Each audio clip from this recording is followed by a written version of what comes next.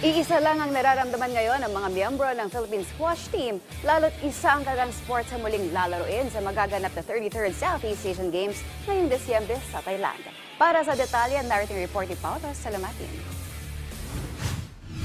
Handa na ang Kayod Pilipinas National Squash Team na muling ipamalas ang kanilang talento sa magaganap ng 33rd Southeast Asian Games ngayong Desyembre sa Thailand. Ito kasi ang unang beses na lalaro ang mga national squashers sa biennial meet makalipas ang 6 na taon matapos ang kanilang 5-medal finish noong 2019 Manila SEA Games. Sa 55 sport na lalaruin ngayong edisyon ng SEA Games sa Thailand, kabilang ang squash dito kung saan 4 na gold medals ang paglalaban-labanan ng mga bansang kalahok sa nasabing event. Pangunahan ng mga top squashers ng Pilipinas sa sina Jamaica Arribado at Raymark Bigornia, ang 6-man lineup ng Philippine Squash Team kasama sina David Pelino, Christopher Buraga, Jonathan Reyes at Era Relano. Mixed emotion, kinakabahan, excited. Kinakabahan kasi yun nga, katulad nga nun, wala kaming SEA Games twice. And excited kasi finally makakapaglaro na ulit, makakapag-compete na ulit. So ayun, sobrang excited ako this upcoming SEA Games. Siyempre sobrang excited po, no? So last SEA Games po namin is 2019. So matagal-tagal po kami hindi napag-SEA Games. So ito yung SEA Games na unang-uli namin lalabanan. So excited and then preparado po talaga. Siyempre ngayon super excited.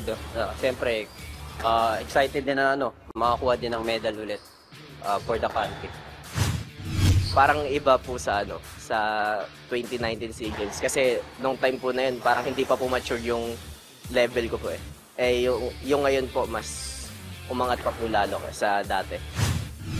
Sobra excited po ako kasi po syempre po first time ko lang po makasali po. So ito na po yung opportunity na makasali po at gawin po yung lahat ng aking best. Maliban sa excitement, ibinahagi rin ng foreign coach ng national squad na si Wewern Low na nananatili pa ring focus ang kanilang koponan, partikular na sa mga bansang dapat nilang tutukan ngayong taon sa SEA Games. Obviously, in Southeast Asia, the strongest country will be Malaysia by far.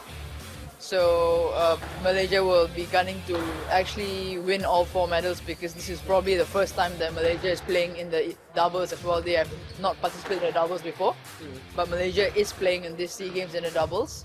So that will be, of course, a tough competition for us. Not to rule out Singapore as well, who has invested a lot in their athletes and their program for the SEA Games and probably the Asian Games as well next year. Nakatakdang maglaro ang national squad sa men's and women's individual at men's and mixed jumbo doubles categories para paglabanan ang 4 na ginto, 4 na silver at 8 bronze medals. Paulo Salamatin para sa Atletang Pilipino, para sa Bagong Pilipinas.